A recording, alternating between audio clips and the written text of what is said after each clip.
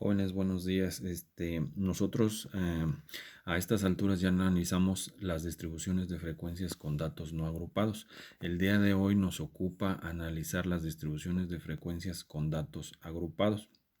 Entonces, vamos a observar que cuando los datos estadísticos son numerosos y la variable toma un número grande de valores distintos, se recomienda reducirlos mediante la formación de grupos, clases o intervalos, los cuales deben demostrar las frecuencias, ¿verdad?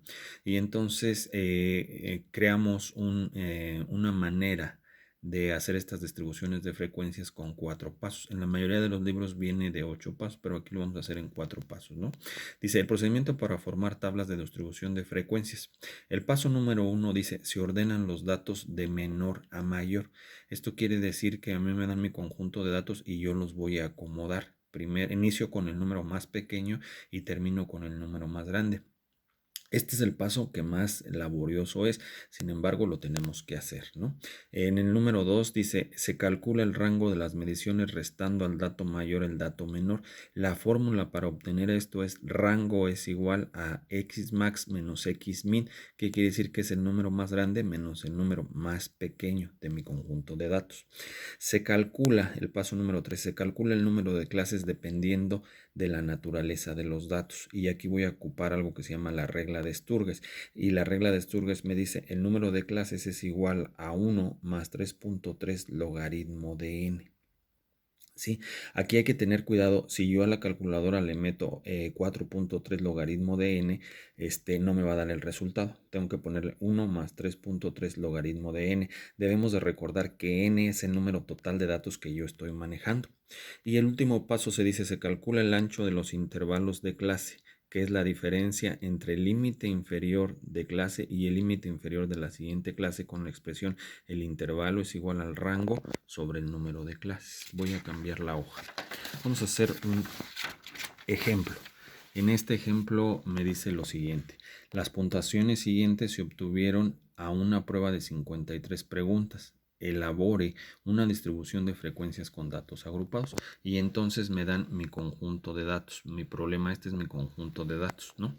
Son 53 en este caso, eso es lo que vale n. Y entonces el primer paso es ordenar del número más pequeño, que es el 15, al número más grande, que es el 49, ¿verdad?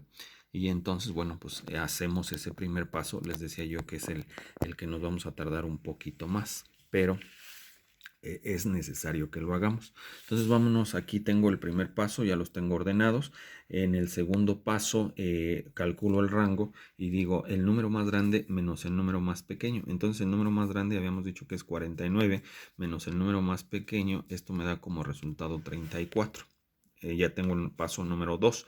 El paso número 3 me dice calculamos el número de clases. Y en el número de clases dice el número de clases es igual a 1 más 3.3 logaritmo de 53. Entonces yo lo meto a la calculadora y eso me da 6.7.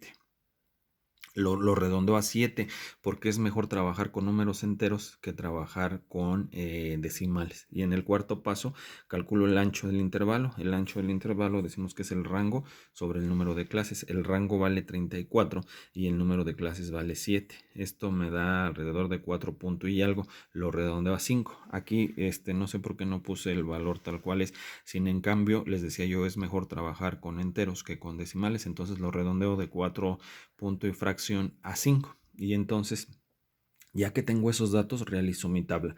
Y entonces vamos a recordar que el ancho del intervalo vale 5. Entonces pongo primero aquí mi número. Vamos a olvidarnos de todos los números que están aquí. Nada más me quedo con el 15. Y entonces el número más pequeño es 15. A ese 15 le voy a sumar 5, que es el ancho del intervalo que está acá. Y entonces digo 15 más 5, 20. Más 5, 25, más 5, 30, más 5, 35, más 5, 40 y más 5, 45. Tengo que tener yo 7 intervalos y entonces cuento 2, 4, 6, 7, porque ese 7 es el que está acá. ¿Ok? Entonces tengo 7 intervalos. Ya tengo esta parte de aquí que es el límite inferior de clase. Ahora voy a sacar el límite superior de clase.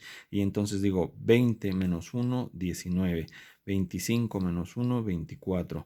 30 menos 1, 29 y así obtengo todos los números. Aquí voy a observar que aquí debería de ir un 49. Si en cambio le puse el 50, no pasa nada. Este 50 debería de ir acá abajo, pero pues no pasa nada si lo pongo acá arriba. De todos modos, el ancho del intervalo queda completo. Ok, ahora vámonos a la última parte. Decimos, ¿cuántos números hay del 15 al 19? ¿Qué hago para buscar este número que está acá?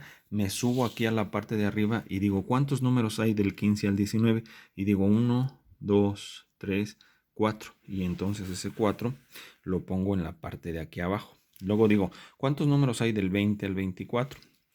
Y entonces los empiezo a buscar acá. Digo 2, 4, 5, 6, 7, 8, 9.